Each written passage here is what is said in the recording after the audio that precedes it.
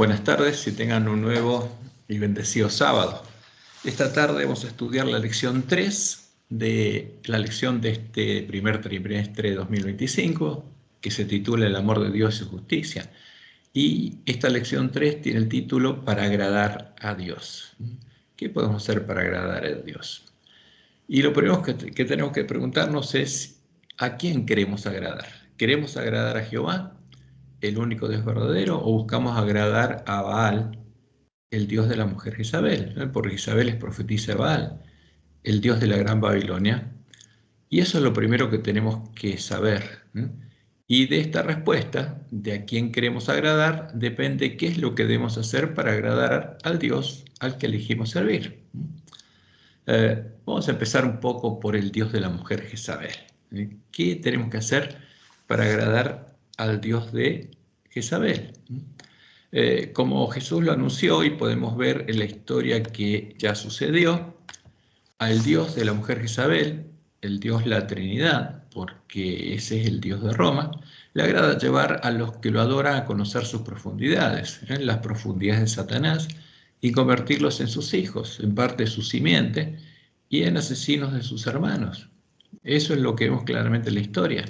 Le agrada que sus hijos manifiesten su carácter, como podemos ver claramente en el edicto de Tesalónica del año 380.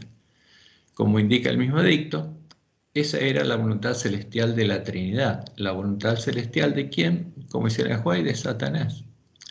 Entonces, en Génesis 3:15 es el primer anuncio de Dios del conflicto que habría entre la simiente de la mujer y la simiente de la serpiente. Y pondré enemistad entre ti, le dijo Dios a la serpiente y la mujer, entre tu simiente, entre tus hijos, los hijos de la serpiente, y la simiente suya, los hijos de la mujer, los hijos de Dios. Esta te herirá en la cabeza y tú le herirás en el calcañar. Y como lo explica Juan, en ese tiempo ya se habían manifestado los hijos de Dios y los hijos del diablo. Primera de Juan 3, 10 al 12. En esto se manifiestan los hijos de Dios y los hijos del diablo, la simiente de la mujer y la simiente de la serpiente. Todo aquel que no hace justicia y que no ama a su hermano no es hijo de Dios, porque este es el mensaje que habéis oído desde el principio, que nos amemos unos a otros, no como Caín, que era hijo de quién, hijo del maligno y mató a su hermano. ¿Y por qué causa le mató? Porque sus obras eran malas y las de su hermano justas. ¿Y qué pasó cuando los apóstatas de la iglesia primitiva llegaron a conocer las profundidades de Satanás? Buscaron asesinar a sus hermanos usando el poder de la bestia romana, y en el año 380, San Jerónimo y San Atanasio lograron que la bestia romana estableciera este edicto para asesinar a los verdaderos cristianos. Queremos que todos los pueblos, dijo la bestia romana, que son gobernados por la administración de nuestra clemencia, profesen la religión. Entonces impuso una religión, que es la adoración de un Dios. ¿Y qué religión? La religión que profesaban en ese tiempo el pontífice Dámaso, San Dámaso, el Papa Dámaso y el obispo de Alejandría. Y la definen así: creemos en la divinidad única del Padre, del Hijo y del Espíritu Santo bajo el concepto de igual majestad, o sea, tres personas de igual majestad, y de la piadosa Trinidad. Creemos en la Trinidad. Eso es lo que creía la bestia romana. Esta es la imagen de la bestia romana, la imagen que la bestia romana obligó a adorar. Y siguió diciendo: ordenamos que tengan nombre de cristianos católicos quienes sigan esta norma. O sea, por definición, el que adora la Trinidad, ¿qué es? ¿Cristiano católico? ¿Qué tenían que hacer los lobos que vinieron a nosotros vestidos de ovejas? Volvernos a el catolicismo. ¿Y cómo lo tendrían que hacer? Haciéndonos adorar a su Dios. Mientras que los demás los juzgamos dementes y locos, y un demente y loco pierde sus derechos civiles, sobre los que pesará la infamia de la herejía, y los declaran herejes por no adorar a la Trinidad.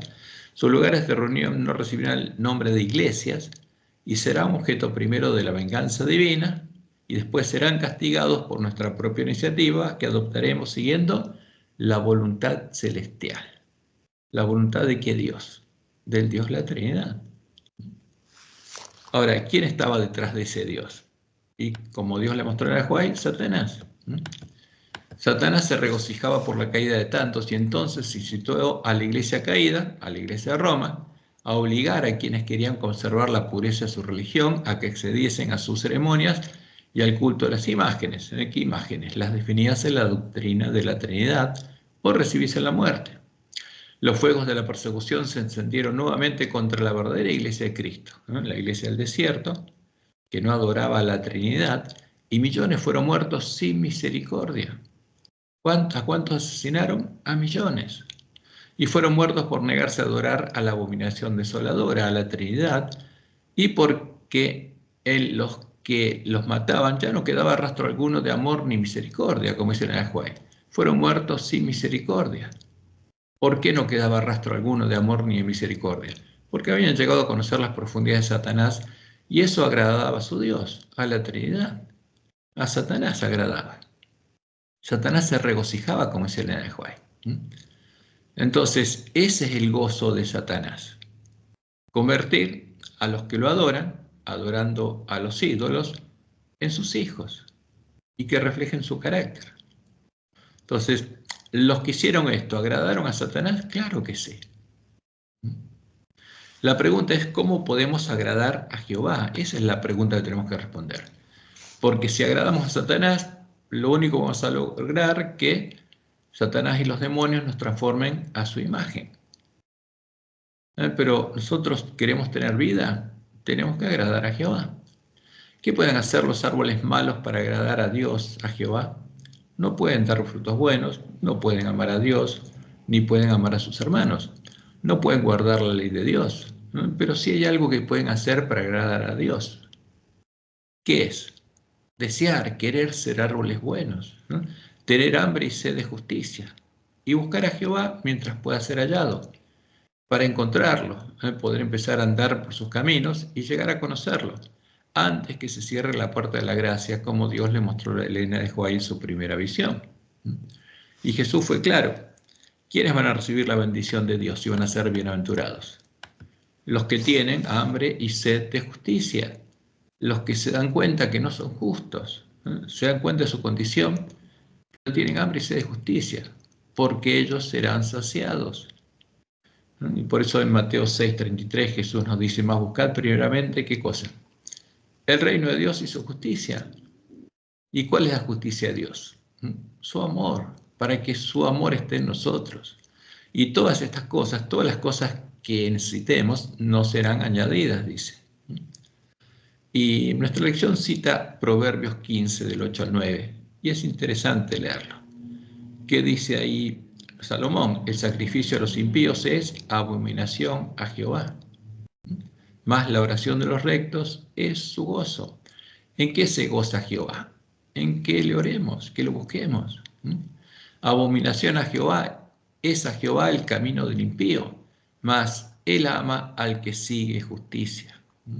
Entonces, ¿qué podemos hacer para agradar a Dios? Buscar ser justos, buscarlo a Él, para que Él nos transforme en imagen de Jesús, porque eso es lo que Él desea, y eso es lo que le agrada.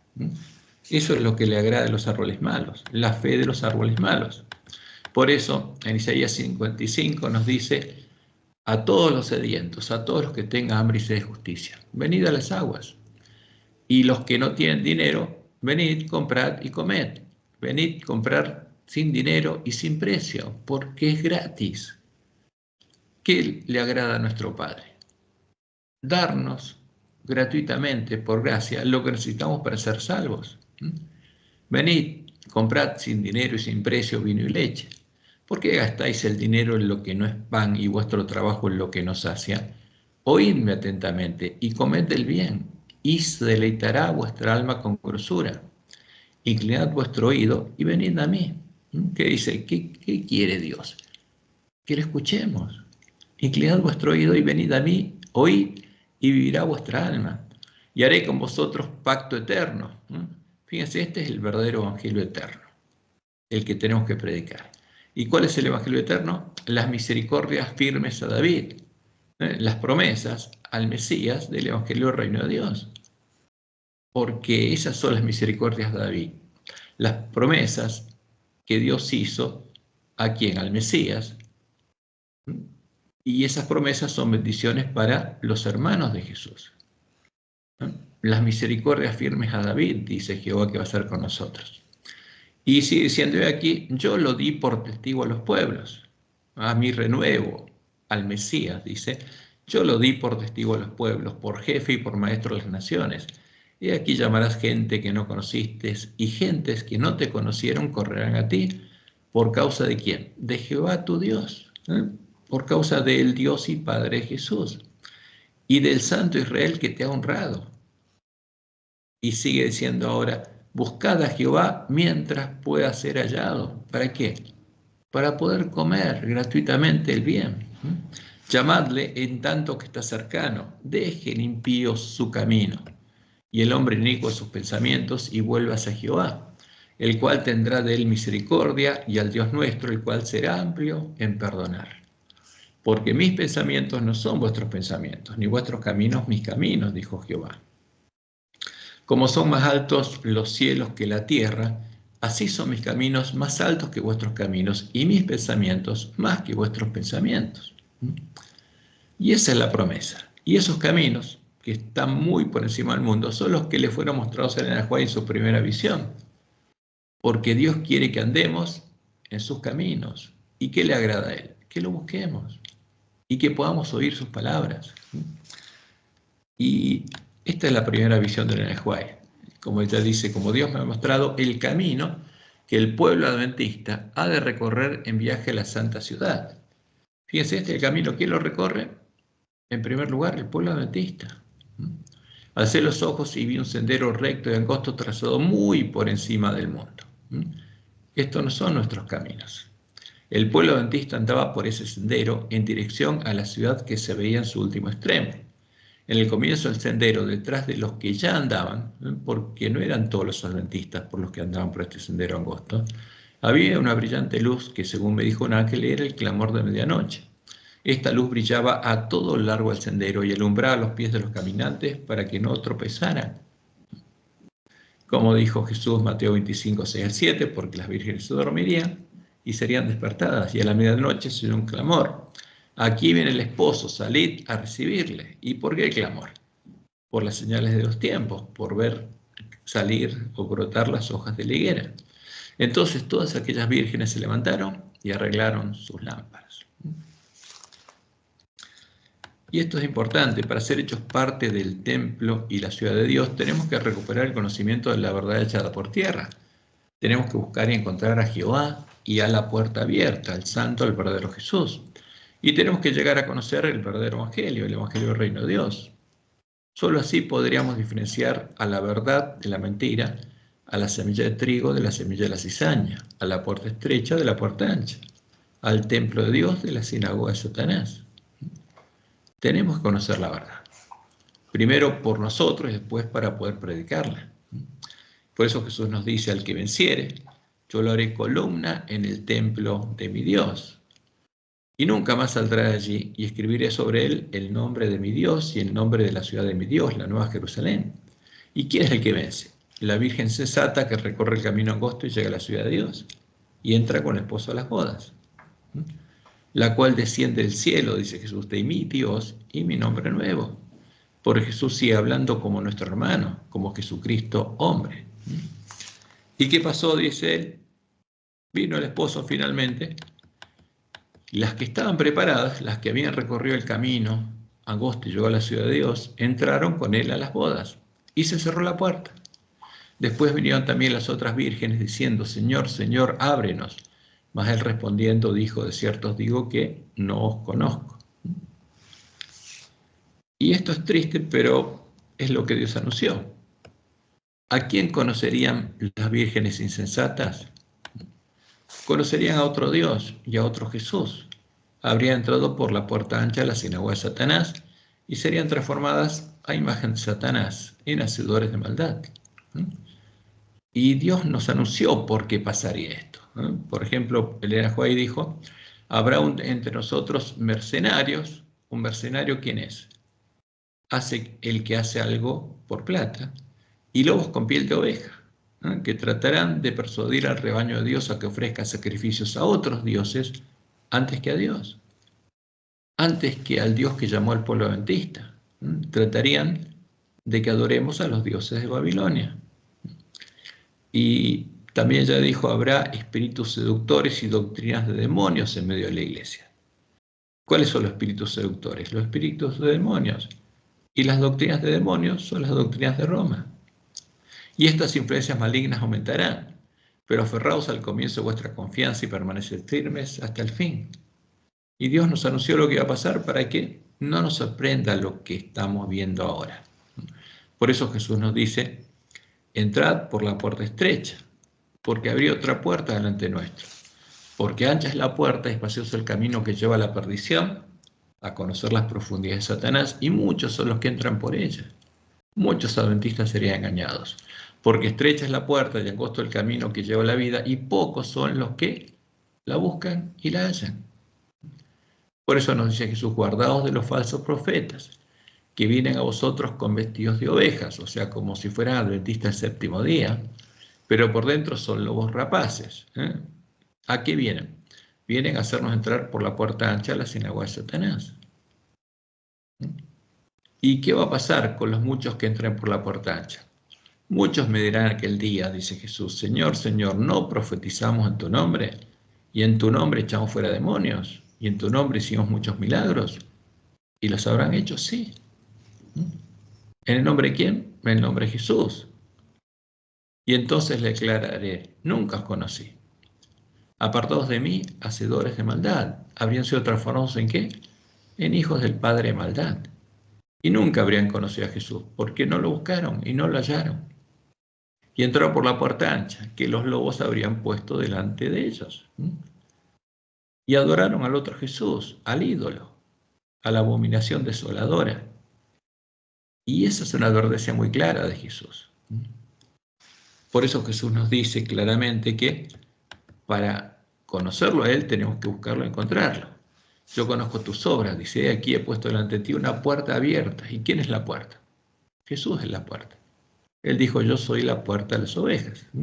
He puesto delante de ti una puerta abierta la cual nadie puede cerrar.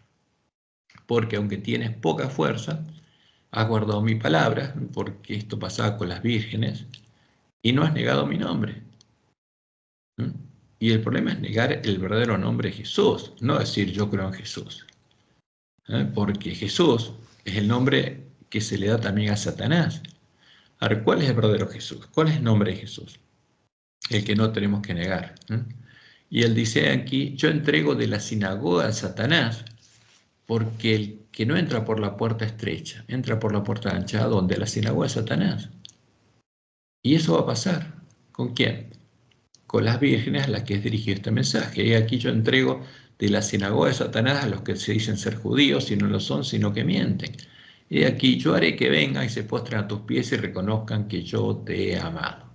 Y como Dios le mostró a Juan, esto va a ocurrir en el tiempo de la sexta plaga, empezando por los ministros adventistas que habrán engañado al pueblo. Y después, por el resto de los adventistas que habrán entrado por la puerta ancha. Y por eso lo importante es saber cómo podemos buscar y encontrar a Jehová ahora. Y la respuesta es clara, solo por medio de su palabra, buscando, hallando y alimentándonos de toda palabra que sale de la boca de Jehová, para poder arreglar nuestras lámparas, para que los dos testigos vuelvan a vivir y a dar un testimonio verdadero, el mismo testimonio que daban en manos de la iglesia primitiva, para que iluminen el camino a la ciudad de Dios. Y la promesa de Dios es clara, su palabra va a ser la obra para la cual Él la envió. Y esto lo dice en la segunda parte de Isaías 55, porque como desciende de los cielos la lluvia y la nieve y no vuelve allá, sino que riega la tierra y la hace germinar y producir y da semilla al que siembra. Y la semilla es el verdadero evangelio y el verdadero Jesús. Y pan al que come. Así será mi palabra que sale de mi boca, dice Jehová. No volverá a mi vacía, sino que hará lo que yo quiero y será prosperada en aquello para que la envíe. O sea, esta obra va a pasar cuando en el tiempo de la última generación. Y nos dice, porque con alegría saldréis y con paz seréis vueltos. Los montes y los collados levantarán canción delante de vosotros y todos los árboles del campo darán palmadas de aplauso.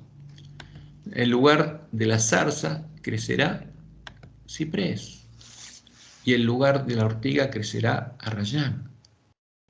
Y será Jehová por nombre, por señal eterna que nunca será raída. Y acá está hablando de que el arrayán y el ciprés, los árboles hermosos, los hijos de Dios, serán por señal eterna. Esa es la promesa. ¿Y eso es fruto de qué? De su palabra. Ahora, ¿qué pasó con los dos testigos? Porque en Apocalipsis 10 y 11 están las instrucciones para el pueblo adventista, lo que tenemos que hacer.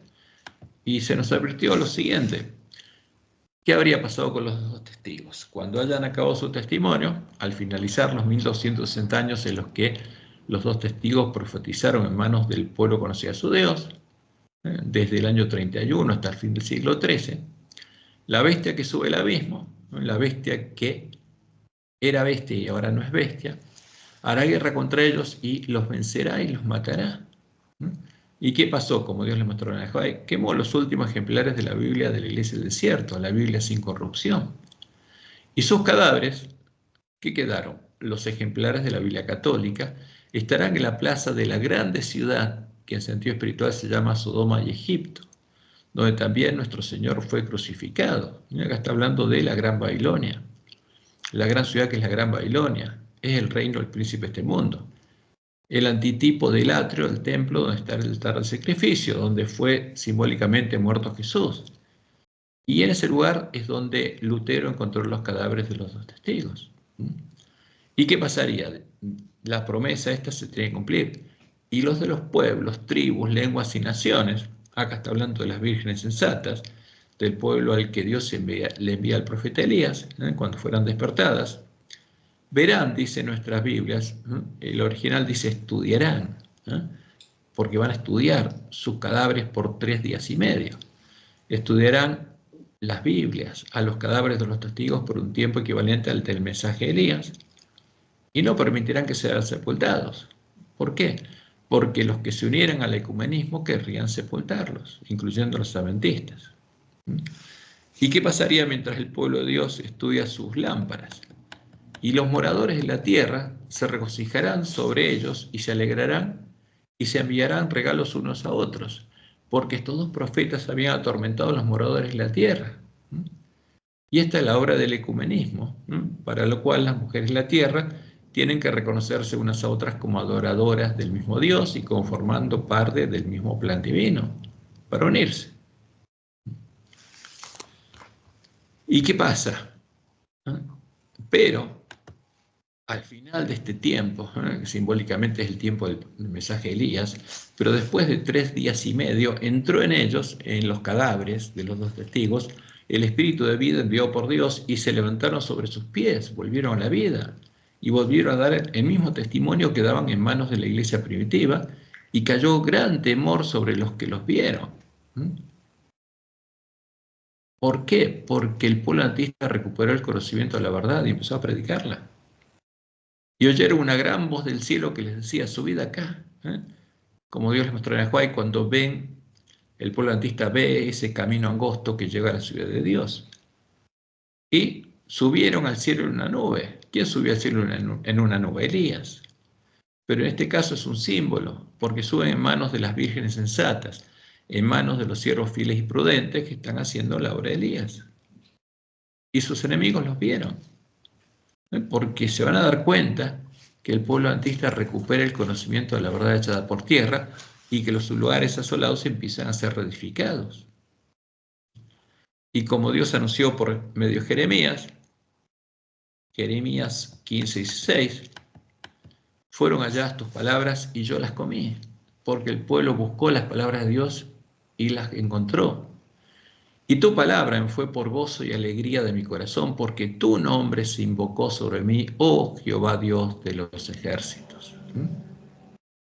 Y eso es lo que va a pasar con los 144.000, cuando coman las palabras de Dios. Y leemos en Apocalipsis 14, 1 al 3, después miré, y aquí el Cordero estaba en pie sobre el monte de Sión, y con él 144.000, que tenían el nombre de él y de su Padre escrito en la frente. ¿Y el nombre de Jehová se invocó sobre ellos? Claro que sí. Tenía escrito el nombre de Jehová, porque el verdadero nombre de Jesús es Jehová. Y cantaban un cántico nuevo delante del trono y delante de los 4 seres vivientes y de los ancianos, y nadie podía aprender el cántico sino aquellos 144.000 que fueron redimidos de entre los de la tierra. Las primicias de la esposa del Cordero, los primeros 144.000 sellados, que son todos del pueblo adventista. Y ahí justamente se aplica la profecía que encontramos. En nuestra lección se toma como versículo de memoria uno de estos versículos, el 17, pero lo tomamos de Sofonías 3, 14 al 17, porque esto se aplica al pueblo de la última generación. ¿Y qué se dice ahí? Esta profecía se cumple con los 144.000. Canta, oh hija de Sión. ¿Por qué? Porque la iglesia triunfante es hija de Sión. Da voces de júbilo, oh Israel, porque es parte de Israel. Gózate y regocíjate de todo corazón, hija de Jerusalén. Jehová ha apartado tus juicios, ha echado fuera a tus enemigos. Jehová es rey de Israel en medio de ti. ¿Quién está reinando en medio de los 144.000? Jehová. Nunca más verás el mal. En aquel tiempo se dirá a Jerusalén, no temas, Sión, no se debiliten tus manos. Jehová está en medio de ti, poderoso, Él salvará. Se gozará sobre ti con alegría, callará de amor, se regocijará sobre ti con cánticos. Ese es el tiempo donde los 144.000 van a ir con el esposo a la batalla, con Jehová a la batalla, a llamar al pueblo de Dios que está cautivo en la medio de la gran Babilonia. Y como lo anuncian las palabras de profecía, Jehová estará reinando en las vírgenes sensatas, en las piedras vivas que van a ser las vírgenes sensatas, en los sellos espolantistas con los que habrán sido reedificados los lugares asolados, en los adventistas que van a ser columnas en el templo de Jehová. Y ahora vamos a estudiar la enseñanza de la parábola del hijo pródigo, porque es importante. ¿Cómo podemos agradar a Dios? Y vamos a leer estas palabras. Lucas 15, del 11 en adelante. Y Jesús dijo esta parábola. También dijo: un hombre tenía 2 hijos, y el menor de ellos dijo a su padre: Padre, dame la parte de los bienes que me corresponde, y le repartió los bienes. ¿Le correspondía algo al hijo menor? No, mientras el padre viviera, no. Porque la herencia se recibe cuando el padre muere. ¿Pero qué hizo el padre? Le dio la mitad de sus bienes. No muchos días después, juntándolo todo, el hijo menor se fue lejos a una provincia apartada, y allí desperdició sus bienes viviendo perdidamente. Y cuando todo lo hubo malgastado, vino a gran hambre en aquella provincia y comenzó a faltarle. Y fue y se arrimó a uno de los ciudadanos de aquella tierra, el cual le envió a su hacienda para que apacentase cerdos. Y deseaba llenar su vientre de las algarrobas que comían los cerdos, pero nadie le daba, ni siquiera eso. Entonces se fue su padre a otro lugar. Y esto es lo que encontró ahí. Y esto es lo que sucede con nosotros cuando, por amor a las cosas de este mundo y el engaño de las riquezas, que son los corazones con espinas, seguimos los deseos del príncipe de este mundo en vez de hacer lo que agrada a nuestro Padre. Pero a pesar de ello, Dios no se olvida de nosotros ni deja de amarnos, porque ese es el gran amor de Dios. Y volviendo en sí, el hijo pródigo dijo: ¿cuántos jornaleros en casa mi padre tiene abundancia de pan, y yo aquí perezco de hambre? ¿No? ¿Con quién estaba? Con los cerdos. Me levantaré e iré a mi padre y le diré: Padre, he pecado contra el cielo y contra ti. Ya no soy digno de ser llamado tu hijo. Hazme como uno de tus jornaleros. Y levantándose, vino a su padre. Y cuando aún estaba lejos, lo vio su padre. Lo estaba esperando. Y fue movido a misericordia, y corrió y se echó sobre su cuello y le besó. ¿Por qué? Porque amaba a su hijo. Y el hijo le dijo: Padre, he pecado contra el cielo y contra ti, ya no soy digno de ser llamado tu hijo. ¿Y qué hizo el padre? Pero el padre dijo a sus siervos: sacad el mejor vestido y vestidle, y poned un anillo en su mano y calzado en sus pies. Y traed el becerro gordo y matadlo, y comamos y hagamos fiesta. Porque mi hijo era muerto, y ha revivido. Se había perdido y es hallado. y comenzaron a regocijarse.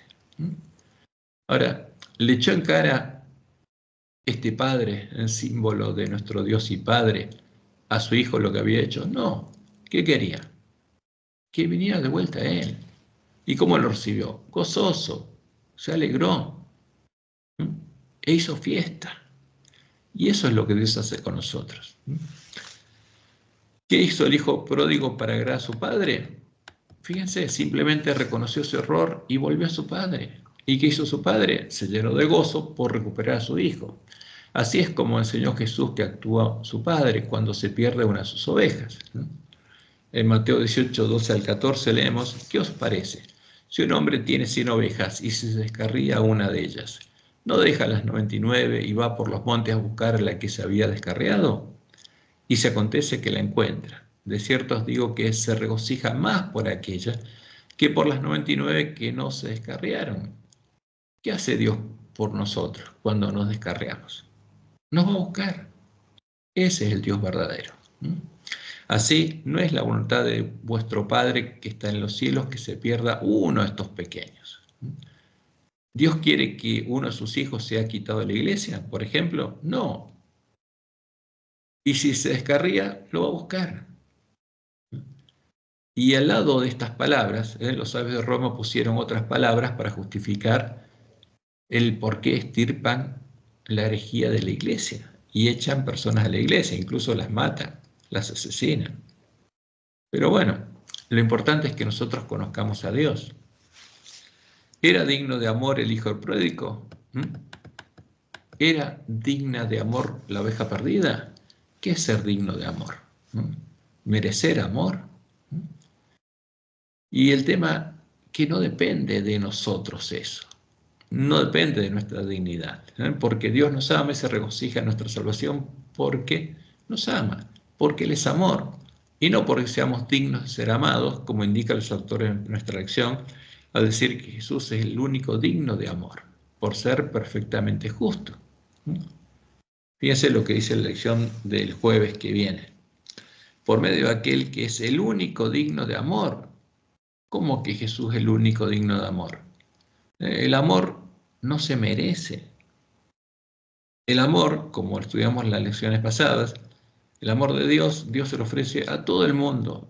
No es una cuestión de merecimiento, es una cuestión de establecer un vínculo, y es el único tipo de vínculo que Dios establece, porque Él es amor.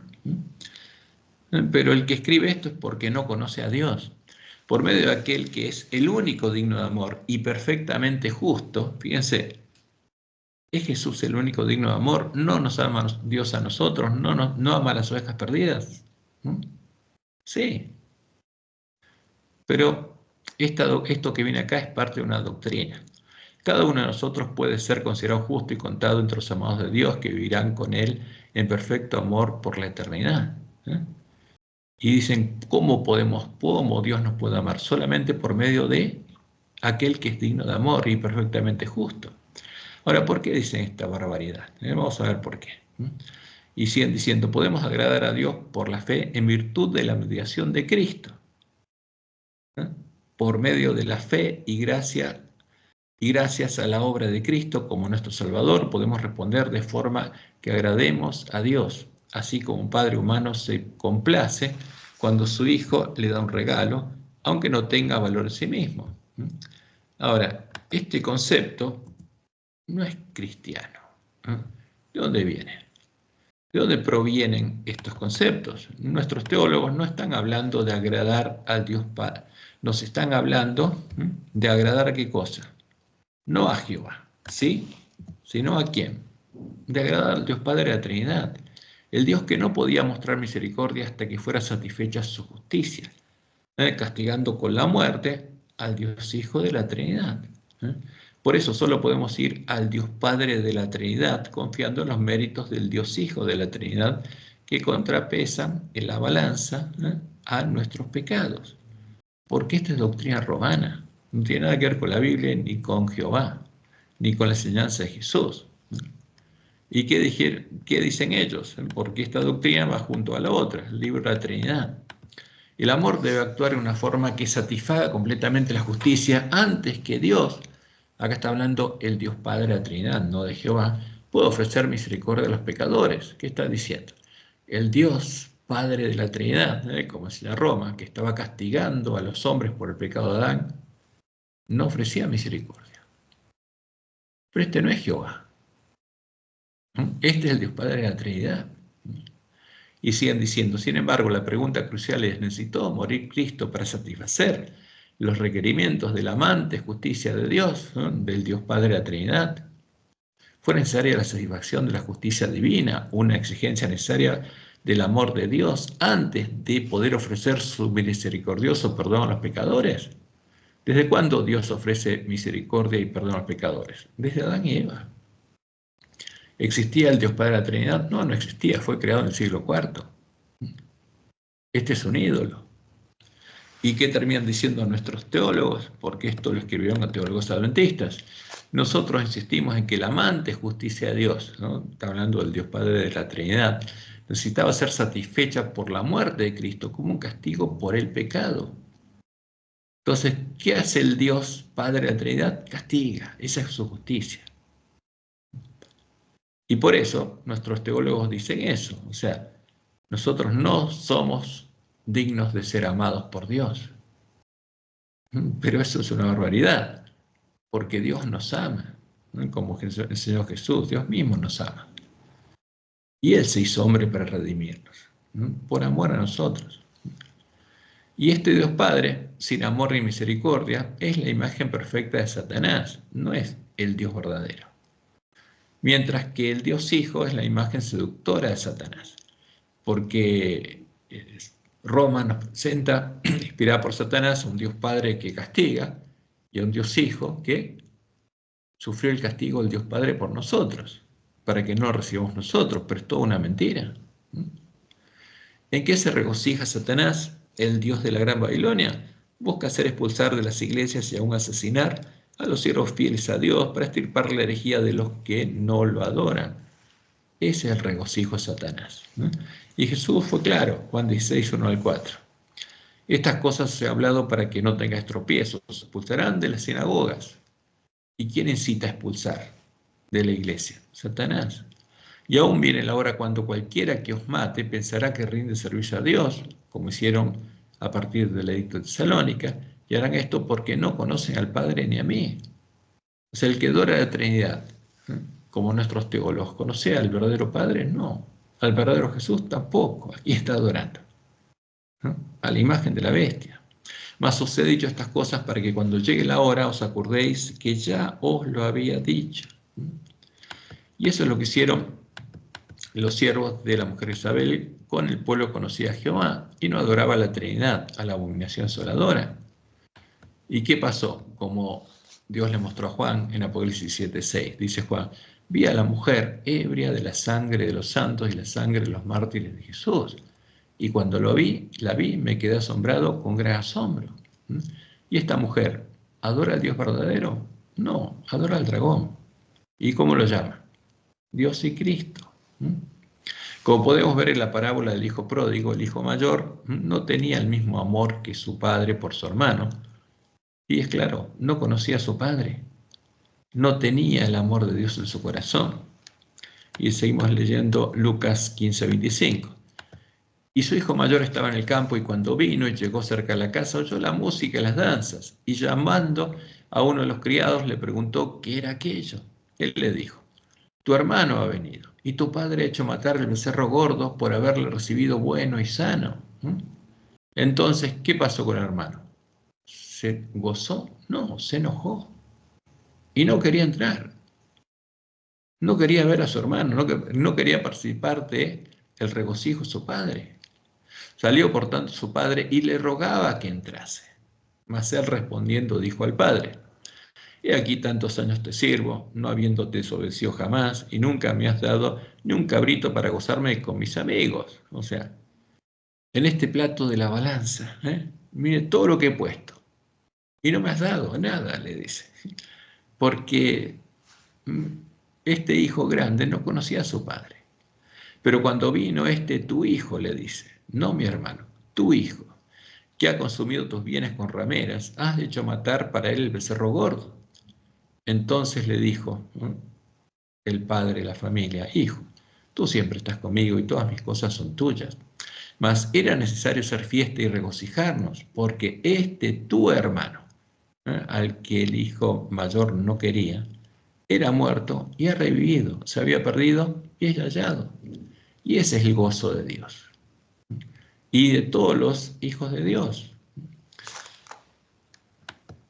El amor que no tenía el hijo mayor es el vínculo perfecto, el vínculo afectivo perfecto, el amor que se veía en los miembros de la iglesia primitiva, que se gozaban por el bien de sus hermanos, como dice Pablo, justamente 1 Corintios 12:26, hablando del cuerpo de Cristo, donde todos estamos unidos por un vínculo, ¿no?, que llega a ser perfecto. De manera que si un hermano padece, todos los miembros se duelen con él. ¿Por qué? Porque tiene un vínculo afectivo y le importa. Y si padece, todos se duelen. Y si un miembro recibe honra, todos los miembros con él se gozan. Porque eso es lo que pasa con los hermanos de Jesús. Ahora, ¿qué va a pasar en nuestros días con los hijos de Dios, con las piedras vivas, con las que va a ser reedificado el templo de Jehová? Van a tener en sus corazones el mismo deseo que su Padre y se van a gozar con él por el bien de sus hermanos. Como leemos en Juan 14:23, respondió Jesús y le dijo: el que me ama, mi palabra guardará, y mi Padre le amará, y vendremos a él y haremos morada con él, porque va a ser hecho parte del templo de Dios, va a ser hecho columna del templo de Dios, en el antitipo del tabernáculo del santuario del antiguo pacto. Porque la puerta estrecha, la puerta abierta, es la puerta del templo de Jehová. Y como decía la profecía del Salmo 118, abridme las puertas de la justicia, entraré por ellas, alabaré. Esta es puerta de Jehová, por ella entrarán los justos. Te alabaré porque me has oído y me fuiste por salvación. La piedra que se echaron los edificadores ha venido a ser cabeza del ángulo. Jesús, el verdadero Jesús, es cabeza de ¿qué templo? Del templo de Jehová. Es la cabeza del ángulo, es la piedra angular del templo de Jehová. De parte de Jehová es esto, es cosa maravillosa a nuestros ojos. Por eso, Pedro, hablando de las piedras vivas, las verdaderas piedras vivas. Porque el que adora a Trinidad no puede llegar a ser una piedra viva, porque no conoce a Dios. Y Pedro le decía a sus hermanos: desechando pues toda malicia, todo engaño, hipocresías, envidias y todas las detracciones, desead como niños recién nacidos de Dios, la leche espiritual no adulterada, para que por ella crezcáis para salvación. Si es que habéis gustado la benignidad del Señor, acercándoos a Él, piedra viva. ¿Por qué una piedra viva? Porque una piedra viva es donde Dios está morando. Desechada ciertamente por los hombres, mas para Dios escogida y preciosa. Vosotros también, como piedras vivas, donde Dios está morando. Que puedan decir como Jesús: el Padre que mora en mí, Él hace las obras. Sed edificados como casa espiritual y sacerdocio santo para ofrecer sacrificios espirituales aceptables a Dios por medio de Jesucristo. Por lo cual también contiene la Escritura: he aquí pongo en Sión la piedra del ángulo, la principal piedra del ángulo, escogida, preciosa. Acá está citando Isaías 28:16. Y el que creyere en él no será avergonzado. Para vosotros, pues, los que creéis, él es precioso. Pero para los que no creen, la piedra que los edificadores desecharon ha venido a ser la cabeza del ángulo. Y ahora cita Isaías 8, piedra de tropiezo y roca que hace caer. Porque ¿quién es la piedra de tropiezo? Jehová sería la piedra de tropiezo, porque Jesús es Jehová. Y roca que hace caer, porque tropiezan en la palabra, siendo desobedientes, a lo cual fueron también destinados. Mas vosotros sois linaje escogido, real sacerdocio, nación santa, pueblo adquirido por Dios. ¿Para qué? Para que anunciéis las virtudes de aquel que os llamó de las tinieblas a su luz admirable, para que sean testigos de quién es el Dios verdadero y quién es el verdadero Mesías. Y para eso nos llamó Dios.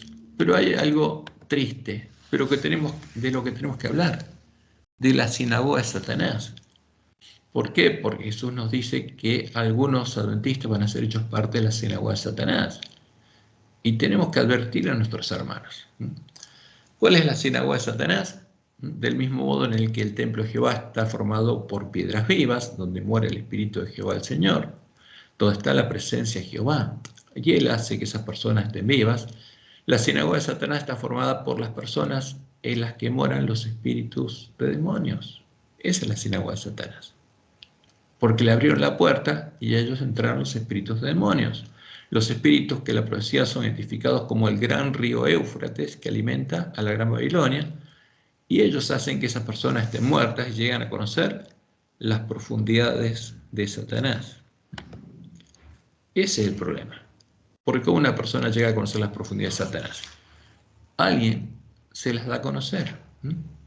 En el tiempo de la apostasía de Balaam, a comienzos del siglo IV, cuando fue definida con cosas sacrificadas a los ídolos, la doctrina de Jezabel, la doctrina de la Trinidad, a Satanás se le disfrazó de el Dios Padre y del Dios Hijo de la Trinidad, y a los espíritus de demonios se los empezó a llamar el Espíritu Santo de la Trinidad, el Espíritu Santo que habita en la Iglesia de Roma y la guió a violar los mandamientos de Dios.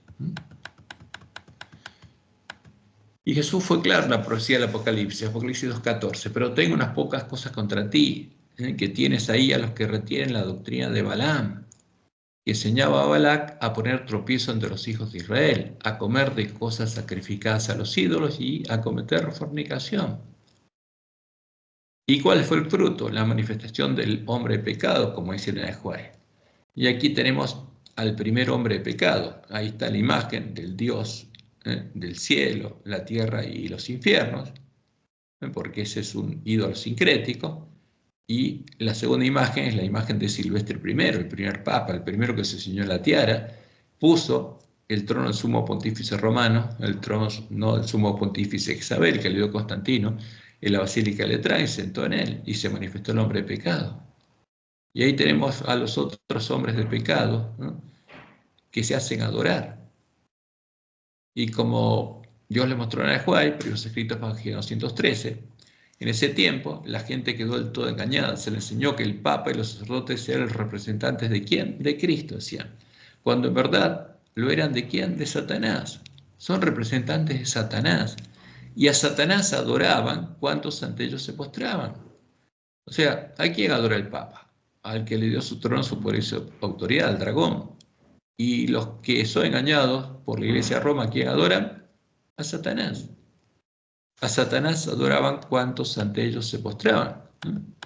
Por eso Jesús fue claro, pero tengo unas pocas cosas contra ti, que toleras que esa mujer Jezabel, que es profetisa de Baal, que es sacerdotisa de Baal, pero se dice profetiza, se dice iglesia, enseña y seduzca a mis siervos a fornicar y a comer cosas sacrificadas a los ídolos. ¿Y qué pasa con los que tienen esa doctrina? Llegan a conocer las profundidades de Satanás. Esa es la doctrina de Jezabel, la doctrina de la Trinidad.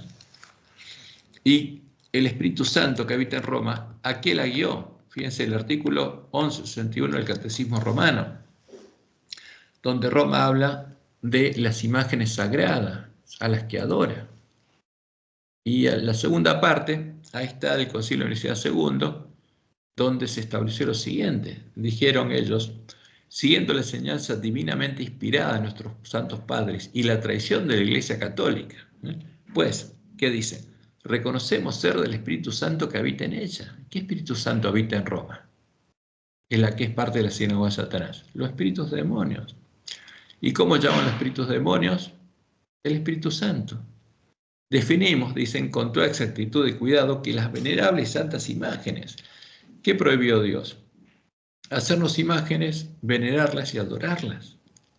Como también la imagen de la preciosa y edificante cruz, símbolo de ¿qué? Para los paganos, de los dioses hijos del sol y la luna. Tanto las pintadas como las de mosaico u otra materia conveniente se expongan en las santas iglesias de Dios. Entonces, ¿qué establecieron? Que se expongan imágenes en las iglesias. ¿Y por qué en nuestras iglesias se expone la imagen de una cruz? Porque los lobos vestidos de oveja nos están transformando ¿en qué? En iglesias católicas que adoran al Dios de Jezabel y exponen la imagen de la cruz en una iglesia adventista, que eso es símbolo de ser una iglesia católica. Y siguen diciendo tanto las imágenes de nuestro Señor Dios y Salvador Jesucristo como las de Nuestra Señora Inmaculada, la Madre, la Santa Madre de Dios, de los santos ángeles y de todos los justos. Ahora, ¿y esto qué es? Violar abiertamente los mandamientos de Dios. ¿Qué Espíritu Santo guió a Roma a hacer esto? El Espíritu Santo de la Trinidad, porque es el símbolo de los espíritus de demonios, porque detrás del Espíritu Santo de la Trinidad se esconden los espíritus de demonios.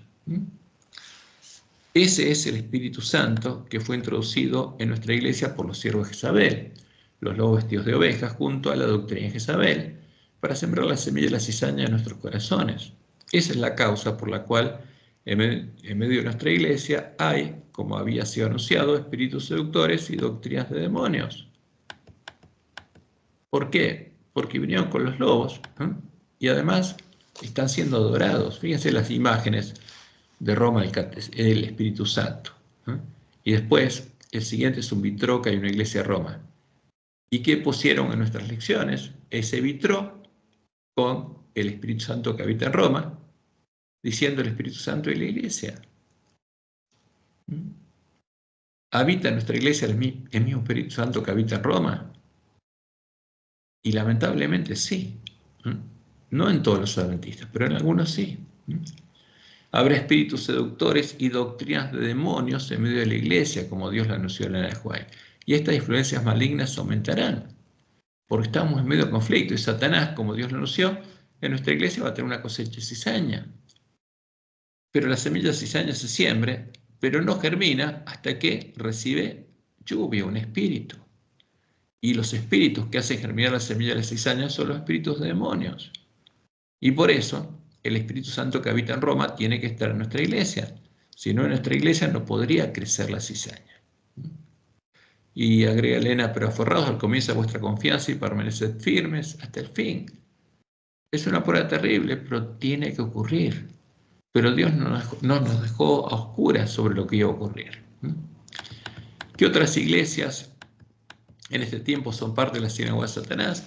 Son las iglesias protestantes caídas, el falso profeta del Apocalipsis, las iglesias que, después de unirse a Roma en diálogo ecuménico, se unirían a ella en puntos comunes de doctrina para adorar junto a ella al dragón, llamándolo Dios y Cristo, y para preparar el camino a la venida del anticristo.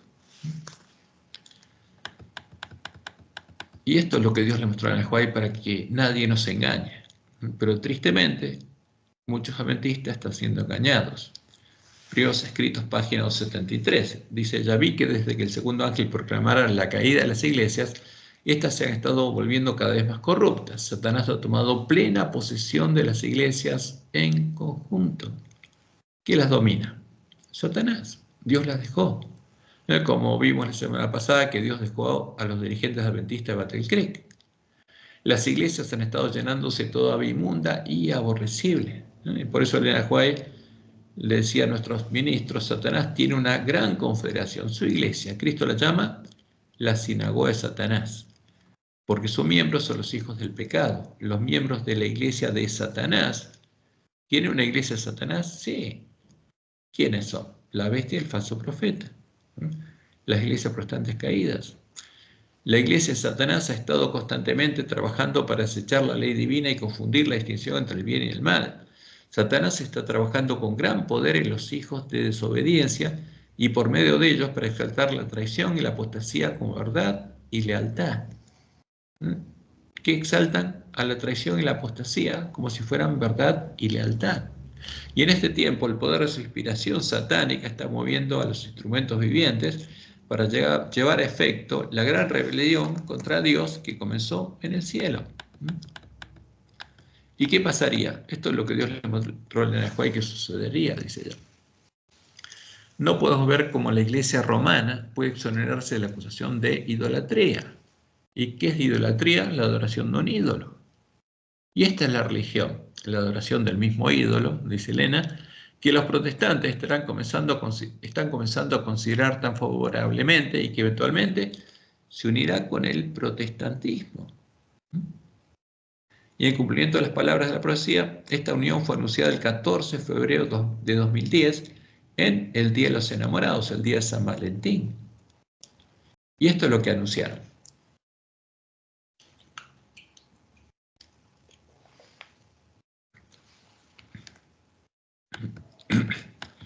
Porque en esa fecha celebraron una reunión que titularon Cosechando los frutos del movimiento ecuménico, y el cardenal Walter Casper, el representante de Roma en el ecumenismo, hizo estas declaraciones. El cardenal señaló, en referencia al encuentro, que los participantes habían firmado su fundamento común en quién, en Jesucristo y en la Santísima Trinidad, tal como se expresa en nuestro credo común y en la doctrina de los primeros concilios ecuménicos. ¿De quién? De Roma. ¿Qué hicieron estas iglesias protestantes? Que cuando Lutero salió de Roma, llevando sus manos a la Biblia, con la Biblia demostraron que Roma no era la iglesia de Cristo, sino era parte de la Babilonia de Apocalipsis. Abandonaron el camino de la reforma. Dejaron de lado la Biblia, sola escritura, en principio sola escritura, y reconocieron a Roma con la iglesia de Cristo y adoptaron como propias las doctrinas definidas por Roma en sus concilios ecuménicos. Y de ese modo hicieron sanar la herida de muerte que la iglesia de reforma le había causado a Roma y por la cual los católicos empezaron a salir de Roma. ¿Y qué hizo este cardenal? Propuso transformarlo en un ecumenismo básico que identifique, refuerce y profundice el fundamento común. ¿Cuál es el fundamento común? ¿Esta es la roca o es la arena? Es la arena. Es la falsa roca que son dioses.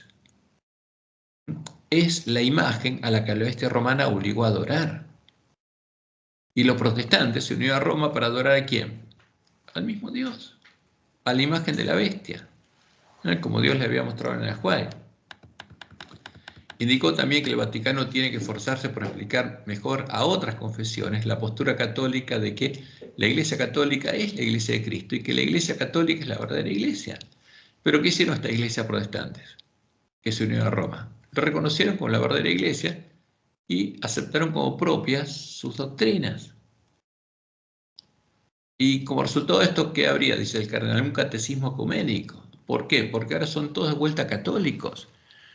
La obra de la contrarreforma llegó a su culminación, porque las iglesias protestantes se volvieron a unir a Roma y la reconocieron como la verdadera iglesia y adoptaron como propias las doctrinas de Roma, el vino de Babilonia. Y esto como fruto de los 40 años de diálogo ecuménico. Ahora, esto es una señal muy importante, que se oculta al pueblo adventista. ¿Por qué? Porque la iglesia adventista, antes de esto, se introdujo la misma doctrina. ¿Quiénes la introdujeron? Los lobos vestidos de ovejas. Pero esto nos tiene que abrir los ojos, porque si el Dios de la bestia y el falso profeta es el Dios que se introdujo en nuestra iglesia, ¿es el Dios verdadero? No. Y esto es una señal muy clara, como Dios le mostró en el Ajuay, está en el Conflicto de los Siglos, página 498. Cuando las iglesias principales de los Estados Unidos, uniéndose en puntos comunes de doctrina. ¿Y cuáles son las iglesias principales de Estados Unidos? La protestante y la católica. ¿Se unieron? Sí, ya se unieron. Influyan sobre el Estado para que imponga los decretos y las instituciones de ellas. Entonces la América protestante habrá formado una imagen de la jerarquía romana, una imagen de la bestia romana. La imagen de la bestia, está hablando de la imagen de la bestia romana, no de la imagen a la que se adora, sino la imagen de la bestia romana, la que va a establecer las mismas leyes que la bestia romana, representa la forma de protestantismo apóstata que se desarrollará cuando las iglesias protestantes busquen la ayuda del poder civil para la imposición de sus dogmas. ¿Y qué dogmas tienen en común con Roma? Los que impuso la bestia romana por el medio del edicto de Tesalónica. Y van a hacer lo mismo, como lo hizo la iglesia de Roma en el año 380. Por eso sabemos que ya quedó preparado el camino para la formación de una nueva bestia en los Estados Unidos, una bestia que obligará a adorar a la misma imagen que la bestia romana con el edicto de Tesalónica. Obligará a adorar al Dios común de la bestia y el falso profeta. Y por eso Jesús nos advirtió que esa es la abominación desoladora, a la que también se va a estar adorando este tiempo. Y nos dijo en su sermón profético, y será predicado este evangelio del reino en todo el mundo, para testimonio a todas las naciones, y entonces vendrá el fin. Y cuando venga el fin, todo el mundo habrá decidido si adora a Jehová o a la imagen de la bestia, a la abominación desoladora. Por tanto, dice Jesús, cuando veáis el lugar santo la abominación desoladora de que habló el profeta Daniel, el que lea a Daniel entienda. ¿Y cuál es la abominación desoladora? La abominación en cuya defensa se enseñó el pueblo conocía a su Dios, es la Trinidad. Y en este caso está hablando del anticristo, cuando Satanás simule la segunda venida. Entonces, los que estén en Judea, los judíos, los circuncidados del corazón, huyan a los montes. Entonces, algunos dijeren, mirad, aquí está el Cristo. ¿Cómo llamarían a la abominación desoladora? Cristo. O mirad, allí está, no lo creáis. ¿Quién es? Y esa es la imagen que Satanás le mostró a Constantino, y él llamó Cristo, y los apóstatas y Roma llaman Cristo. Y los lobos, fíjense la imagen que aparece en el medio de las dos, es la imagen que apareció en nuestra lección. Ahí están todo el mundo unido, acá en la tierra, ¿y quién viene? La abominación asoladora. ¿Y qué quieren los lobos? Que nos unamos al ecumenismo para adorar a Satanás. Pero Dios nos advirtió claramente lo que sucedería. Y por eso Elena dice, el acto capital que coronará el gran drama del engaño será que el mismo Satanás será por Cristo. ¿Quién va a venir? Satanás. La abominación desoladora, el Dios Hijo de la Trinidad, es el disfraz de Satanás. Hace mucho que la Iglesia profesa esperar el advenimiento del Salvador como consumación de sus esperanzas. Pues bien, el gran engañador simulará que Cristo habrá venido. En varias partes de la tierra, Satanás se manifestará a los hombres como ser majestuoso, de un brillo deslumbrador, parecido a la descripción que del Hijo de Dios da San Juan en el Apocalipsis. La gloria que le rodee superará cuanto hayan visto los ojos de los mortales. El grito de triunfo repercutirá por los aires. ¡Cristo ha venido! ¡Cristo ha venido! ¿Quién va a gritar eso? Los que estén esperando a Satanás. Los que estén adorando a la imagen de la bestia. ¿Qué Cristo vino? El Dios Hijo de la Trinidad, la abominación desoladora. El pueblo se postrará en adoración ante él, mientras levanta sus manos y pronuncia una bendición sobre ellos como Cristo bendecía a sus discípulos cuando estaba en la tierra. Y la siguiente declaración también es muy clara. En esta época, dice Elena, aparecerá el anticristo como si fuera el Cristo verdadero, el que busca ocupar el lugar de Jesús. Y entonces la ley de Dios será completamente invalidada en las naciones de nuestro mundo. La rebelión contra la santa ley de Dios habrá llegado a su completa maduración. Pero el verdadero director de toda esta rebelión es Satanás, vestido como un ángel de luz. ¿Quién es el anticristo? ¿Quién es la abominación desoladora? Es Satanás. Los hombres serán engañados y lo exaltarán en lugar de Dios y lo deificarán. Pero la omnipotencia se interpondrá contra quienes, contra las iglesias apóstatas que se unan para exaltar a Satanás. Este es el objetivo del ecumenismo. Las iglesias apóstatas son controladas por Satanás y guiadas por Satanás y se unen para exaltar a Satanás. Y se pronunciará la sentencia, por lo cual en un solo día vendrán sus plagas, muerte, llanto y hambre, y será quemada con fuego, porque poderoso es Dios el Señor que la juzga. Y como vemos, adorar a Satanás en conjunto, llamándolo Dios y Cristo, para engañar al mundo entero y preparar el camino a su venida en gloria y majestad, es el claro objetivo del ecumenismo, al que guiarían los espíritus de demonios a la bestia y el falso profeta, porque esto es fruto de la obra de los espíritus de demonios. Y como leemos en Apocalipsis 16, 1 y 2, oí una gran voz que decía desde el templo a los 7 ángeles, id y derramad sobre la tierra las 7 copas de la ira de Dios. Fue el primero, y derramó su copa sobre la tierra, y vino una úlcera maligna y pestilente sobre los hombres que tenían la marca de la bestia, porque estaban adorando conscientemente a la imagen de la bestia, y que adoraban su imagen. ¿A quién estaba adorando? A Satanás, que había venido, estaba acá en la tierra. Y sobre ellos empieza a salirles, ¿qué cosa? Úlceras malignas y pestilentes. ¿Y qué pasa finalmente? Cuando se seca el gran río Éufrates que alimenta la gran Babilonia, y el Espíritu Santo que los guía ya no puede engañarlos. Y la bestia fue apresada, y con ella el falso profeta, que había hecho delante de ella las señales con las cuales había engañado a los que recibieron la marca de la bestia y habían adorado su imagen. Estos dos fueron lanzados vivos dentro de un lago de fuego que arde con azufre, y sufren la muerte segunda, directamente. Y frente a esta evidencia, podemos negar que, como lo anuncian las palabras de profecía, la bestia y el falso profeta adoran a Satanás, llamándolo Dios y Cristo. Y no podemos, salvo que seamos lobos vestidos de ovejas, cuya misión es engañarnos y unirnos a la bestia y el falso profeta en la adoración del dragón y los demonios. No podemos negar que la bestia y el falso profeta adoran a Satanás, al adorar a la imagen de la bestia, a las imágenes definidas en los puntos comunes de doctrina, en la doctrina de la Trinidad. La profecía es clara. El que adora a la Trinidad está adorando a Satanás y a los demonios. Y eso está pasando con el pueblo antista, aunque el pueblo antista lo hace por ignorancia. Y vamos ahora a avanzar un poquito más en esto, porque es un tema delicado y tenemos que profundizar un poco. ¿Quiénes son parte de la sinagoga de Satanás? Una cosa es clara. Para permitirle a Satanás y a los demonios entrar en nuestros corazones, nosotros tenemos que conocer la diferencia entre la verdad y la mentira y debemos tomar una decisión consciente de a quién vamos a adorar.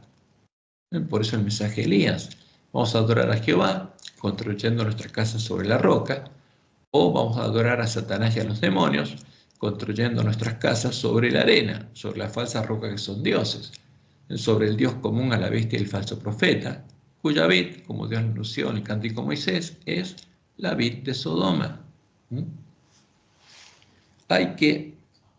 Y fíjense, esto es muy delicado. Hasta que no tenga la oportunidad de oír el mensaje de Elías y ver claramente cuál es la diferencia entre la verdad y la mentira, entre Jehová y Baal, ¿qué va a pasar? El pueblo que está en medio de la Gran Babilonia no es habitación de demonios, pero los que dirigen las instituciones sí. ¿Qué va a pasar? Dios seguirá protegiendo al pueblo que se encuentra en medio de la Gran Babilonia, a su pueblo que está engañado, para que, estando engañados, los demonios no puedan hacerlo parte de su habitación y ellos puedan salir de la Gran Babilonia para poder entrar por las puertas de la ciudad y el reino de Dios. ¿Cuándo? Cuando escuche el fuerte pregón del mensaje del tercer ángel, el mensaje de Apocalipsis 18, 1 al 5. Después de esto vi a otro ángel descender del cielo con gran poder. ¿Y este ángel quién es? Es la iglesia triunfante. Son los sellos del pueblo adventista, que con el poder de la lluvia tardía. Y la tierra fue alumbrada con su gloria. ¿Por qué? Porque refleja nuevamente la gloria de Jehová. Y clamó con voz potente, diciendo: ha caído la gran Babilonia, y se ha hecho habitación de demonios y guarida de todo espíritu inmundo, y albergue de toda ave inmunda y aborrecible, porque todas las naciones han bebido el vino y el furor de su fornicación, y los reyes de la tierra han fornicado con ella, y los mercaderes de la tierra se han enriquecido de la potencia de sus deleites. Y oí otra voz del cielo que decía: salid de ella, pueblo mío. ¿Cómo le dice Dios al pueblo que está en Babilonia? Pueblo mío, porque está engañado. Pero ese pueblo cree que está adorando al Dios verdadero. Pero va a tener que oír la verdad y van a tener que decidir lo mismo que el pueblo adventista ahora. Salid de ella, pueblo mío, para que no seáis partícipes de sus pecados, ni recibáis parte de sus plagas, porque sus pecados han llegado hasta el cielo y Dios se ha acordado de sus maldades. Y vamos a tener que explicarles a nuestros hermanos por qué están en medio de Babilonia y por qué tienen que salir de ahí. ¿Y a quién está adorando? ¿A quién están adorando? Para que entiendan que tienen que adorar al Dios verdadero y no a Satanás y a los demonios. Y del mismo modo que protege ahora el pueblo de esta Babilonia, Dios protegería a las vírgenes dormidas que, por obra de los lobos vestidos de ovejas, que habrían sembrado las semillas de la cizaña en sus corazones, estarían en la condición del ángel de la Odisea. ¿Y hasta cuándo las protegería? Hasta que fueran despertadas por el clamor de medianoche y oyeran el mensaje de Elías, oyeran la plena predicación del mensaje de los tres ángeles. Entonces, empezarían a germinar y a crecer juntas en el campo del padre familia, en los corazones de las vírgenes, las plantas de trigo y las plantas de cizaña. ¿Y cuál es el mensaje de Elías? Siempre es el mismo. Y acercándose Elías a todo el pueblo dijo: ¿hasta cuándo claudicaréis vosotros entre dos pensamientos? Si Jehová es Dios, seguidle. Y si Baal, el Dios de Jezabel, el Dios de la Trinidad, id en pos de él. Pero sepan claramente que Jehová y la Trinidad y Baal no tienen nada que ver. Jehová es el único Dios verdadero y detrás de la Trinidad se esconden Satanás y los demonios. Y eso es muy claro en la historia. Y es muy claro en los hechos que estamos viendo. Por eso Elena dice, vi luego el tercer ángel. Dijo mi ángel acompañante, su obra es terrible, su misión es tremenda. Cuando se predicara el mensaje de Elías en el pueblo adventista, es el ángel que ha de separar el trigo de la cizaña. ¿Por qué? Porque frente al mensaje de Elías tenemos que decidir a quién adoramos. Y si nos convertimos en trigo o en cizaña. Y sellar o atar el trigo para el granero celestial. Y dice Elena, estas cosas debieran absorber completamente la mente y la atención, porque nuestra vida depende de ello. ¿Por qué? Porque los espíritus demonios podrían hacer parte de su habitación a las vírgenes que adoraran conscientemente al Dios de la bestia y el falso profeta. Si nosotros, después de saber claramente que el que adora a la Trinidad está adorando a Satanás y a los demonios, lo seguimos haciendo, ¿qué va a pasar? Le estamos dando permiso a los espíritus demonios de hacernos parte de su habitación, porque es una elección consciente y Dios dejará de protegernos. Y vamos a terminar justamente viendo lo que Dios dijo sobre los adventistas, séptimo día, que serían parte de la sinagoga de Satanás. ¿Y hay un orden en el que los adventistas serían hechos parte de la sinagoga de Satanás? Sí, hay un orden y Dios lo reveló claramente. En primer lugar estarían los lobos que vendrían a nosotros vestidos de ovejas, siendo ya parte de la sinagoga de Satanás, ya que ningún miembro de la compañía de Jesús, porque los que vienen a nosotros son jesuitas, es enviado a otras iglesias sin que antes su guía espiritual corrobore que, por medio de las meditaciones ignacianas, ya se comunica con Jesús y es guiado por Jesús. El Jesús, entre comillas, el falso Jesús, el Jesús que habita en Babilonia. Y fíjense lo que escribió Elena sobre los lobos que vendrían a nosotros vestidos de ovejas, los jesuitas. Pasados los primeros triunfos de la Reforma, Roma reunió nuevas fuerzas con la esperanza de acabar con ella. Entonces fue cuando nació la orden de los jesuitas, que iba a ser el más cruel, el menos escrupuloso y el más formidable de todos los campeones del papado. Para ellos, ningún crimen era demasiado grande, ninguna mentira demasiado vil, ningún disfraz demasiado difícil de llevar. Ahora, estos son los lobos que vinieron a nosotros vestidos de ovejas. No tienen problema de cometer un crimen, ni mentir, ni disfrazarse y engañar. Ligados por votos de pobreza y de humildad perpetuas, estudiaban el arte de adueñarse de la riqueza y del poder. ¿Para qué? Para consagrarlos a la destrucción del protestantismo, porque esa es la misión de ellos, y al restablecimiento de la supremacía papal. ¿Quién logró unir a la iglesia protestante a la iglesia de Roma nuevamente? Los lobos que fueron enviados a esas iglesias. ¿Y quién está buscando unir a la iglesia adventista a esas iglesias? Los lobos que están en medio nuestro. Para otorgarles más poder, dice Elena, se expidió una bula que restablecía la Inquisición. ¿Por qué? Porque cuando terminaron de extirpar la herejía del pueblo que conocía a su Dios, la Inquisición no los hará más, porque quedó una sola iglesia durante el periodo de Sardis. Pero cuando Dios levanta la iglesia de la Reforma, restablece la Inquisición. No obstante el odio general que inspiraba, aún en los países católicos, el terrible tribunal fue restablecido por los gobernantes obedientes al Papa. Y muchas atrocidades, demasiado terribles para cometerse a la luz del día, volvieron a perpetrarse en los secretos y oscuros calabozos. ¿Y quiénes estaban encargados de la Santa Inquisición? Los jesuitas, los que vinieron a nosotros vestidos de ovejas. Y claramente por eso el santo, el verdadero Jesús, nos dijo que reconoceríamos su presencia en nuestro medio por sus frutos. ¿Qué deberían hacer ellos en nuestra iglesia? Y es claro, primero, deberían darle a beber al pueblo adventista del vino el flor de la fornicación de la Gran Babilonia. Deberían introducir las falsas doctrinas de Roma en nuestra iglesia, el vino de Babilonia. Por eso, como ya lo leímos, Elena dijo, habrá uno entre nosotros, mercenarios, ¿sí?, lobos con piel de oveja, disfrazados de adventistas, que tratarán de persuadir al rebaño de Dios a que ofrezca sacrificio a ¿quién? A otros dioses antes que a Dios, antes que a Jehová. Y aquí tenemos un ejemplo, que lo vimos cuando estudiamos el trimestre pasado. Frum, Leroy Froome, que fue un presidente del centro White. ¿Qué hizo él? Él buscaba justamente el acercamiento al mundo evangélico, a las iglesias caídas de las cuales Dios había separado por la adventista. O sea, Froome fue uno de los que hizo la obra de Balaam.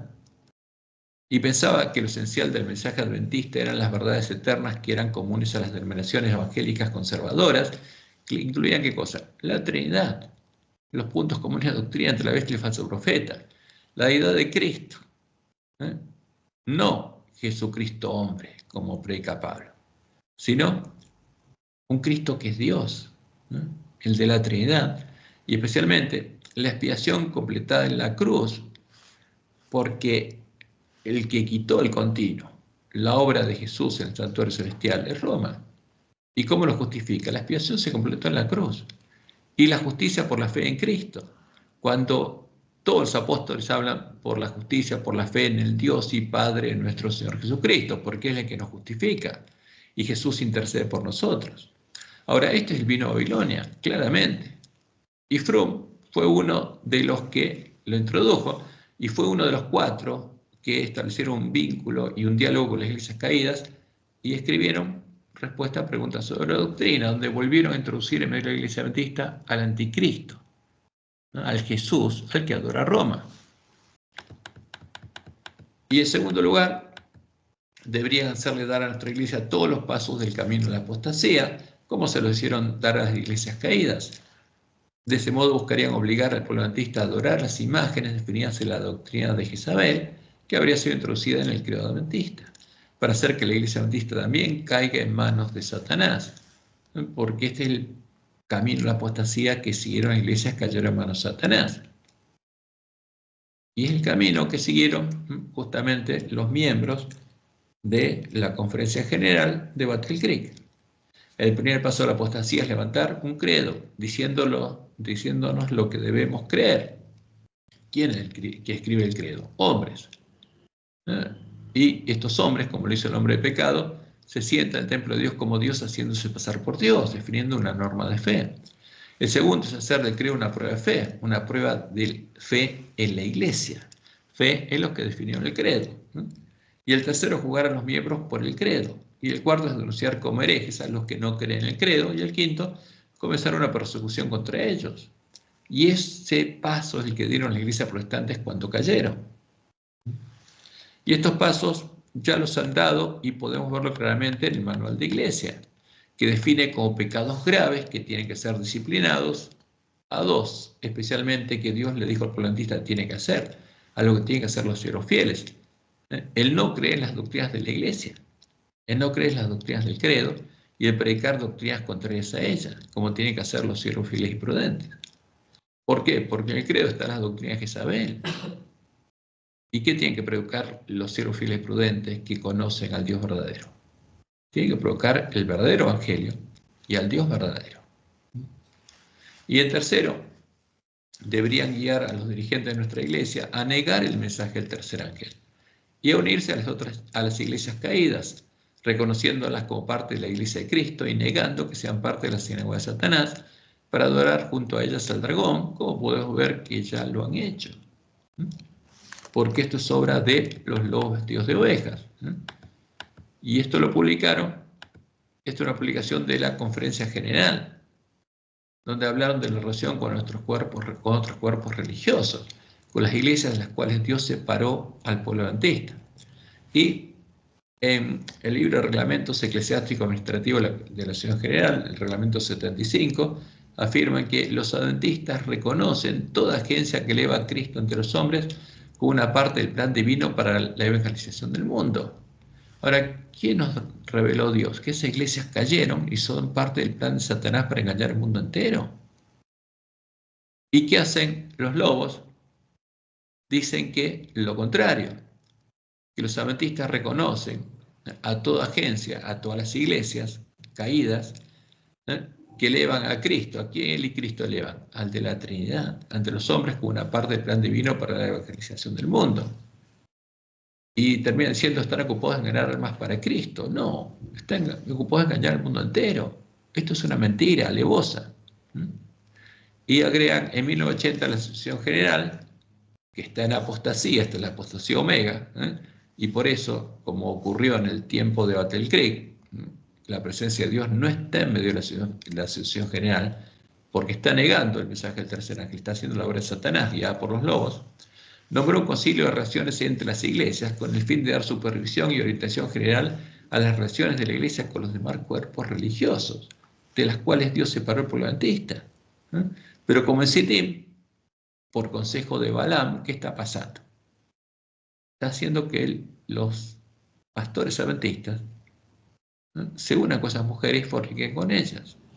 Este concilio tiempo en tiempo ha autorizado a tener conversaciones con otras organizaciones religiosas cuando sentía que esto podía ser beneficioso. ¿Qué espíritu le hizo sentir que sería beneficioso unirse a las iglesias caídas? No el Espíritu de Dios. Y terminan diciendo los líderes adventistas deberían ser conocidos como constructores de puentes. ¿Con quiénes? Con las iglesias caídas. Y obviamente esto no fue escrito por un siervo de Dios. Y esto se distribuyó por medio de la Oficina de Asuntos Públicos y Libertad Religiosa de la Asociación General. Ahora, esta es la obra de los lobos, claramente. Y Dios anunció que así sería.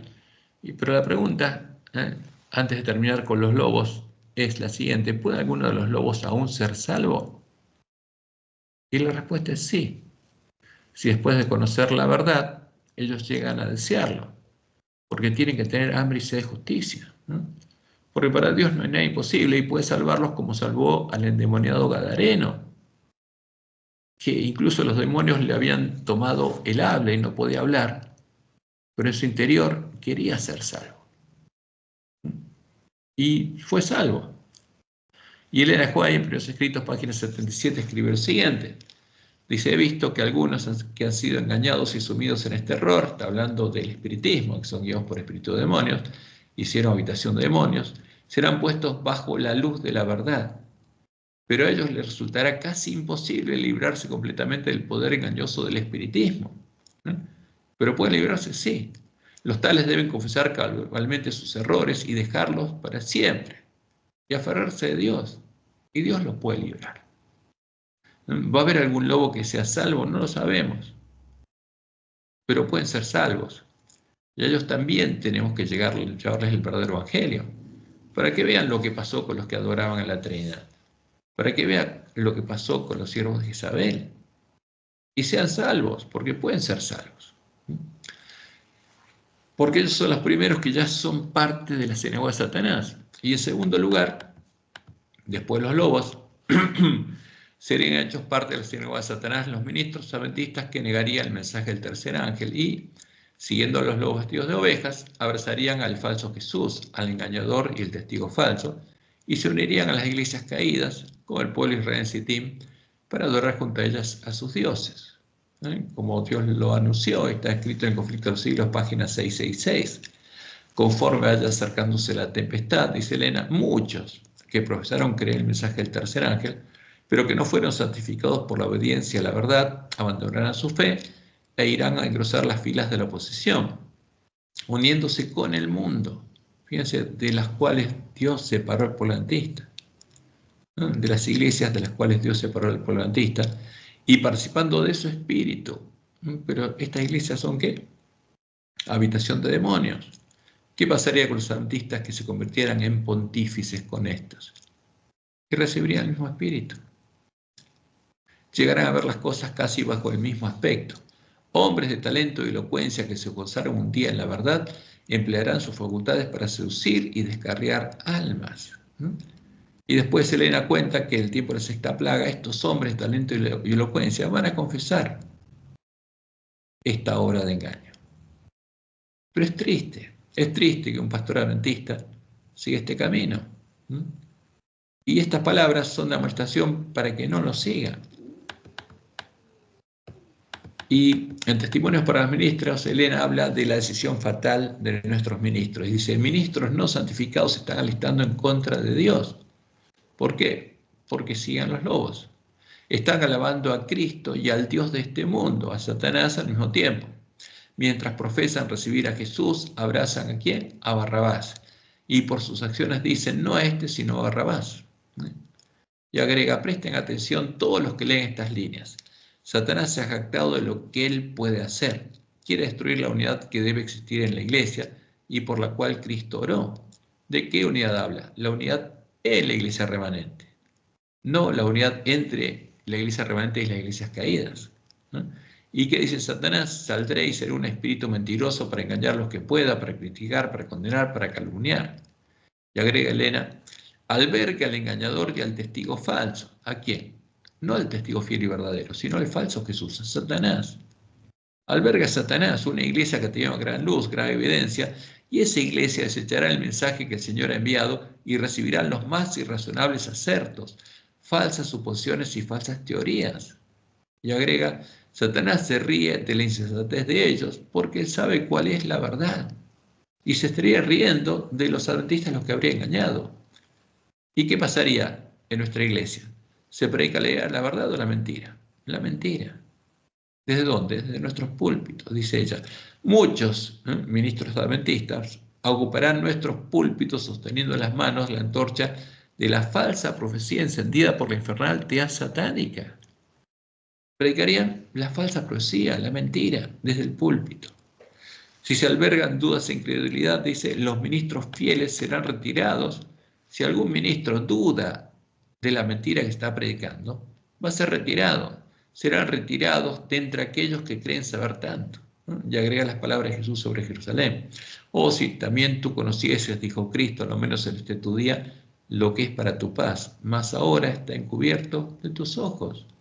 Habrían quedado ciegos. ¿Por qué? Por la obra de los espíritus de demonios. ¿Hasta cuándo? Hasta que se sequen las aguas del gran río Éufrates que alimenta la gran Babilonia.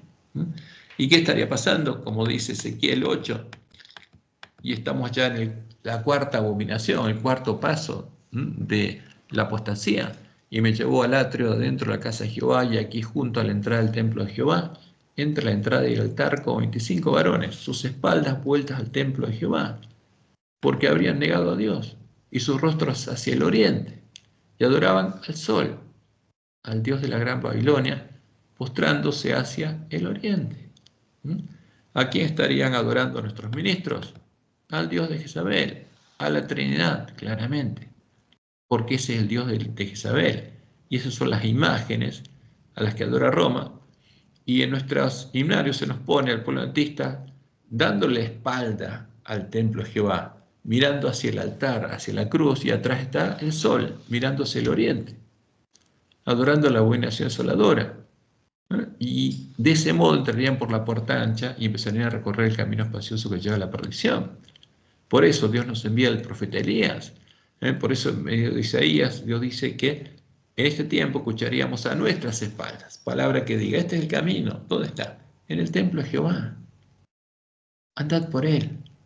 Ese es el clamor de medianoche. Y el polantista sería aprobado de ese modo.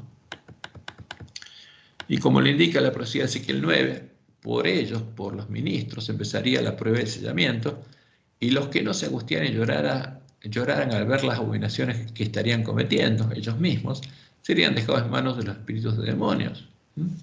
Ezequiel 9, 3 al 6. Y la gloria del Dios de Israel se elevó de encima del querubín sobre el cual había estado al umbral de la casa, y llamó Jehová al varón vestido de lino, ¿no? Símbolo de Jesús, que tenía a su cintura el tintero de escribano, y le dijo Jehová, pasa por en medio de la ciudad, por en medio de Jerusalén, por en medio de la iglesia remanente, y ponles una señal en la frente a los hombres que gimen y que claman a causa de todas las abominaciones que se hacen en medio de ella, porque nuestra iglesia estaría cometiendo abominaciones. Y a los otros, a los 6 varones que vienen detrás del varón que tiene el tintero escribano, símbolo de espíritus de demonios, dijo, oyéndolo yo, pasad por la ciudad en pos de él y matad. O sea, tienen libertad de hacerlos parte de su habitación. A los que Dios protegía ya no los protege. Les permite hacerlos parte de su habitación. No perdone vuestro ojo ni tengáis misericordia. Matad a viejos, jóvenes y vírgenes, niños y mujeres, hasta que no quede ninguno. Pero ¿a quién puede? A los que no se angustian y lloran por las abominaciones y no siguen haciéndolas. Pero a todo aquel sobre el cual hubiere señal no os acercaréis, ¿Y comenzaréis por dónde? Por mi santuario. Comenzaron pues desde los varones ancianos que estaban delante del templo, adorando ¿a quién? Al sol, a Baal, al dios de Jezabel. Y esta es la realidad que tienen que conocer nuestros ministros también, en primer lugar, porque por ellos empieza el sellamiento. Y es triste que se despierten en el tiempo de la sexta plaga, y no ahora. Pero Dios lo está llamando, y tienen que tomar una decisión consciente, como todos nosotros, como todos los adventistas. Y el tercer y último lugar, serían hechos parte de la sinagoga de Satanás, los adventistas, que después de ser despertados por clamor de medianoche, no se angustiaran y lloraran al ver las abominaciones que se estarían cometiendo en nuestra iglesia, y siguieran adorando a los dioses de la Gran Babilonia. Porque tienen que seguir adorando a la imagen de la bestia para entrar por la puerta ancha a la sinagoga de Satanás, ser hechos habitación de demonios, para que los espíritus de demonios hagan germinar en el corazón de ellos la semilla de la cizaña, y la hagan crecer hasta que lleguen a conocer las profundidades de Satanás. Por eso, Dios fue claro en la Biblia y por medio del Enajuay anunciándonos que esto ocurre en nuestra iglesia. Por eso ya dice, notemos con cuidado este punto, aquellos que reciben la marca pura de la verdad, que el Espíritu Santo está en ellos, son los que se angustian y lloran por todas las abominaciones que se cometen, ¿dónde? En la iglesia. Porque en nuestra iglesia hay abominaciones. Las abominaciones de Babilonia están en nuestra iglesia. Y agregan especialmente en la obra final de la iglesia, en el tiempo de sellamiento de los 144.000. ¿Dónde? En la iglesia adventista. ¿Qué son los 144.000? Claramente adventistas del séptimo día, vírgenes, que permanecerán sin mancha dentro de Dios, sentirán más profundamente los errores del pueblo elegido de Dios, porque van a ver todas las abominaciones, y se van a angustiar y llorar, y van a actuar por amor a sus hermanos, dándoles el alimento a tiempo. Y este es el anuncio de la palabra profética más segura, que fue dejada para que alumbre nuestro camino en lugar oscuro, y se está cumpliendo en nuestros días, ante nuestros ojos. Y como Dios le mostró a Anahuay, este es el tiempo en el que Él nos está llamando, como dice Isaías 61 y 2. Levántate, resplandece, porque ha venido tu luz, y la gloria de Jehová ha nacido sobre ti. ¿En quién se va a reflejar la gloria de Jehová? En los 144.000 sellados. Porque aquí tinieblas cubrían la tierra, donde está el pueblo de Dios, y oscuridad las naciones. Mas sobre ti amanecerá Jehová, y sobre ti será vista su gloria. Y esta es una promesa segura. Y todo el que de todo su corazón busque a Jehová y busca hacer la voluntad de Dios, la va a recibir, ¿no? Y va a ser hecho parte del templo y de la ciudad de Dios. Y ese es el llamado de Dios a nosotros. Y por eso anunció lo que pasaría, para que todos los adventistas escuchemos y entendamos lo que está pasando y lo que va a pasar, y podamos elegir conscientemente el camino que nos lleva a la vida, el camino de la vida eterna, y adoremos al único Dios verdadero y no al Dios de la bestia y del falso profeta. Que Jehová los bendiga y los guarde y los guíe a toda verdad, y que Dios quiera que podamos ser siervos fieles y prudentes, que podamos tener el nombre de Dios escrito en nuestras frentes e ir con Jesús a predicar el fuerte pregón para terminar de cumplir la misión del pueblo adventista y preparar el camino a la segunda venida. Nuevamente, que Jehová los bendiga y los guarde y los guíe a toda verdad, y tengan un bendecido fin de sábado y una bendecida semana.